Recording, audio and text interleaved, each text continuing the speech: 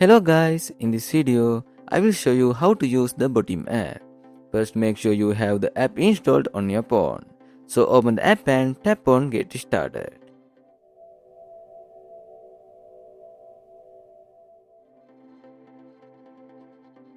Next, enter your phone number and tap next. Then you will receive the verification code by SMS. So enter the code to continue. After that, add your name and a profile picture for your account. Then tap save. Now tap next and allow the required permissions.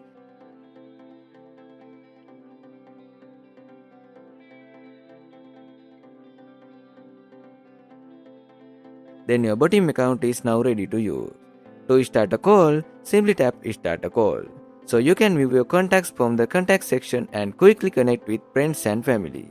In the call tabs, you can see your call history including group calls. In the chat section, you can view all your messages and conversations. Feel free to explore the other tabs to access more features and settings. To view your account details, just tap on profile picture icon. That's it for this video. If you found it helpful, please like the video and subscribe to the channel for more tutorials. Thanks for watching.